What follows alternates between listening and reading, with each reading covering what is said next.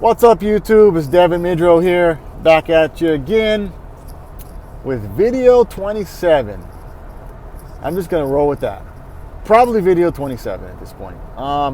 And it's definitely not a sunny day today. 70 degrees out, but it is raining. It is really raining. Yeah, there's just clouds everywhere you look. Yeah, there's not a little like no sun popping through the clouds. I was gonna say glimmer. There's not a glimmer of a sun coming through the clouds. I don't know.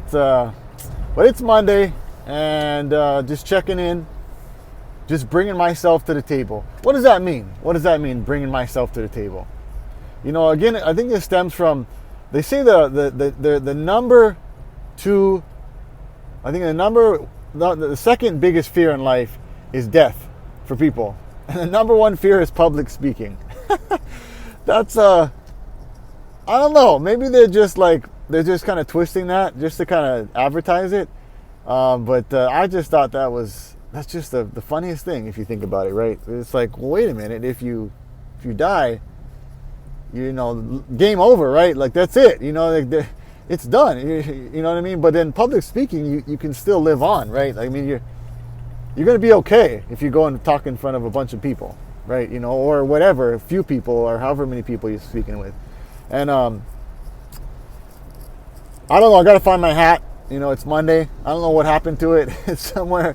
So yeah, you're getting me without a hat. This is probably the second video I did without a hat, though, because I did one that I didn't have a hat on, right? But yeah, my hair is a little crazy. I probably need a haircut, actually. It's getting a little long, a little too long, right? But yeah, public speaking, number one fear, public speaking, right? And this technically isn't public speaking, right? But digitally, you know, it's going to be a recording, right? And it's going to be a video that I'll put on YouTube, and I will be speaking in front of a lot of people, hopefully. That's the goal, right? A ton of people. Just not live, right? Just not live and in person. So it's a different form. That's different form of public speaking. That's form and public combined. Form. You know, I got to start recording these words, right? You know what I mean? It's brilliant, right? I'm just combining words, and that way you don't have to say both. You just say one and you just move on. So, form. Different form of public speaking. And, you know, that's really the name of the game. You know, like, getting on camera like this it's not like I'm doing some fancy video, right, where I have all this video editing and these cool I don't even know the terminologies, to be honest with you. You know, I've heard them, I just can't remember them off the top of my head. How they have these little, you know, cut scenes and these intro videos and these outro videos and overlays and all that stuff. See, there you go. I know a few of the terms, right? Hopefully that's correct. And I'm sure I'll get there. Like, if you look at a lot of YouTubers in the beginning, their videos are like this. Right? They're very basic, they're very plain Jane, they're simple.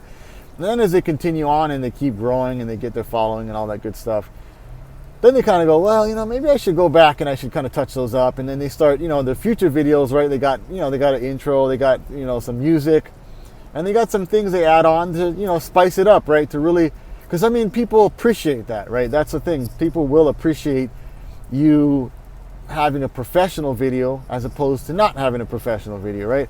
People will tune into you because of that, and they will not tune into you, other people, right, because of that. It's just the way human beings work, right? It's just simple as that. But yeah, that's kind of what it is, you know, right now, just popping on, and ended up doing this is kind of like a blog, I guess, right? I'm kind of like verbally blogging. One thing I want to really put out there is, like, I do an email a day, right? And I actually do an email. Man, I've been cranking, man. I've been doing like 6, 7, 8, 900 word emails. And I don't even mean to do it, you know. And most of my emails are just me telling stories, you know. And that's the thing. A lot of times people are worried about, what am I going to write? Well, just tell them the truth, right? Just tell people the truth. Tell them about your day. Tell them about your life, right? Like, everybody has life experiences, right? It's not like, you don't have to be interesting. You don't have to do the most outlandish things in the world. You don't have to be like a mountain climber or a skydiver or, you know, whatever. You know, you don't have to have these, you know, audacious stories you tell. You just got to tell stories. People are going to connect with. You could be a skydiver and people could tune out completely because they're like, I'm never going to be a skydiver. I will never jump out of a perfectly good airplane, right? It's like some people just won't even connect with that. They'll be like, oh, skydiving. Oh, I had bad experience with that, or that just freaks me out. And they'll just shut you out, right? And they'll just shut the video off or whatever medium you're using to communicate that story. And you can't win them all. That's kind of the beauty of marketing is people wouldn't need marketing if someone could just flip a switch and have every single person just tuned in. Like if you're a Star Trek fan, and I'm not a hardcore Star Trek fan, but I appreciate it. Like I said, I grew up watching it every Wednesday, Star Trek Voyager and all that cool stuff. It's something that we did as a family, right? As a family show. And I like the space stuff, right? I've always been like Star Wars, Star Trek, anything with a star in it. Kind of like, you got me, if it comes down to that. Yeah, that's kind of my take on it. But ultimately, Star Wars or Star Trek, wow, I think I just completely lost where I was going with that. Something to do with Star Trek, right? Definitely so. Oh yeah, the Borg. Got it. I got it. Okay. If you know the Star Trek, they had the Borg, right? And the Borg they'd assimilate people, right? They go and they take over and they'd grab, these bodies, right? It was all kind of, in Star Trek there's different, species, right? Like you had the Klingons and there's a lot of them, right? There's a ton of them. I can't remember all the names. But the Borg would assimilate colonies of people and they'd bring them into the Borg, right? And then it'd have like the queen, and basically the queen would just control every one of them, right? And so whatever the queen said, okay, do this, they all just do that, right? They were completely plugged into the system. That would be kind of freaky in this world we live in, right? If they just kind of tapped into people's brains and basically once they put a command in, everybody would just kind of mobilize, right? And just without question do it. That'd be pretty crazy, right? That's like some Terminator stuff. But the scary part is the world's moving in that direction. I mean, with artificial intelligence and all that stuff. I mean, right now we're I don't know what is up with me today. I don't know what it is. I can't seem to convey my words. Well, we're already wearing technology, right? Like we got our earpiece in, we got smart watches and smart rings, and all this tech that we're wearing on our bodies, right? And it's just a matter of time until somebody's like, you know what, just put an implant in me, just put the chip in, just do it. Someone's gonna do it, right? Somebody's gonna go for it, and everybody else is gonna be freaking out, right? And it's just a matter of time. Just a matter of time until that happens. You know what I mean? It's just the way the world's progressing. People got money, and they're like, you know what? I got all this money. I'm gonna push that. Yeah, I'm gonna put chips inside people, and someone's going to do it, right? And then they're like, we'll see what happens, right? People just want to see what happens, right? And they got the money to do it. So, anyway, that's kind of where I was going with it. The whole Borg, proposition I was putting out there. Being assimilated and all that stuff. We already are assimilated one way or another, right? That's what marketing is, right? It's assimilating people. It's like getting them into our space. If you're getting customers in your business, you're assimilating people. You totally are. You're selling them. You're like, here's our product, here's our service. You know what I mean? And you get this customer that keeps coming back. They pay you monthly. For think about this: Verizon, AT&T, T-Mobile. A lot of people are very much like, oh, I'm a Verizon. I use Verizon. I don't like T-Mobile. I don't like AT&T. Or some people AT&T. Just like football fans, right? Or basketball fans, sports fans, right? They're all about their team. Like how many people like, oh, I like all the teams, right? I just love all the teams and that's it. Some people do. Some people I just watch the game because I enjoy watching the sport, right? There's some people like that, but most people are like, I am a hardcore fan. They got the jersey, they got the panties or the underwear for that team. I mean, it's crazy. It's crazy. People will pay thousands of dollars to be in the front row seats at the Super Bowl or the best seats in the house in the basketball game or whatever sport, right? Baseball and all that stuff. People love it. They're assimilated, right?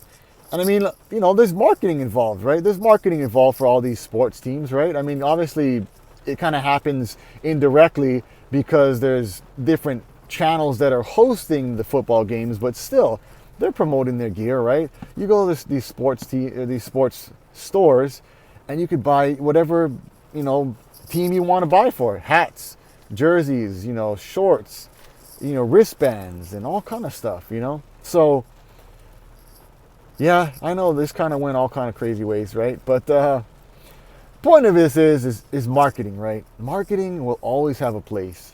There's always going to be a place where people need other people to market their brand and bring customers into their business, right? The lifeblood of any business is customers paying them money. That's it. It's not about B2B or B2P or B2C or whatever. It's P2P. It's P2P all day, every day, like it has been and always will be. Because people with money pay companies with people running companies, right? It's simple as that. And the better you can take care of the customers, the better your business is going to be at running successfully. Simple as that, right?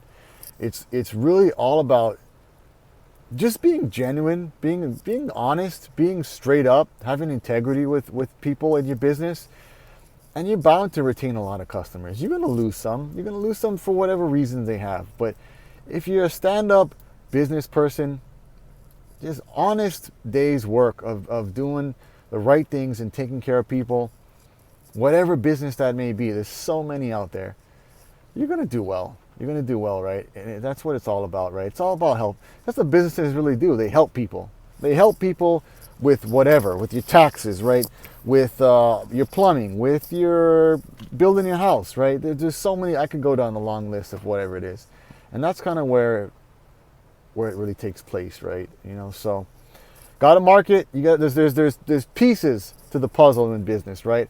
It's not just as simple as, I mean, you could have word of mouth marketing, right? You take really good care of customers and they start telling their neighbors and their family and everybody about you because you just did amazing things. Like the amount of money they gave you, the value they got in exchange for that money was way more. It's always good to underpromise and overdeliver, because when you do that, people's expectations are this low, right? They're low, and then you overdeliver and they're like, shoot, and they weren't expecting it, right? You do all this extra stuff, you know what I mean? And they're just like, oh, wow, they're wowed, right? They're just impressed, and they're like, okay, I'm going to keep giving you money because you took really good care of me. Anyway, it is raining like crazy over here. Matter of fact, I will move this camera, even though I'm doing the talking head thing, and I will show you, like, it is coming down right now. It is just, the yard is just flooded, just puddles everywhere. It's that time of the year in Hawaii. We don't get a whole lot of snow over here, unless you're on the Big Island, right? And you're, you know, way up in the mountain. But we do get a little hail here once in a while, you know. But snow, yeah, I've yet to see snow here, at least in the island of Oahu. So, but we are getting a whole bunch of rain, right? Which isn't that bad when you think about it, compared to a lot of the other countries and states out there that are getting just snowed in like crazy. So we'll take that and run with it. Luckily, I work inside, so I can still do my thing. But I still got to get out on the road, right? Drive around and jumping in between, you know, people's buildings, right, as I park and stuff. So anyway, yep, I'm going to leave you with that. A whole bunch of takeaways today. Take away what you can take away today from this. And I'll catch you on the next video. Don't forget to like, subscribe, hit the notification bell, all that good stuff. And I'll see you later. Aloha.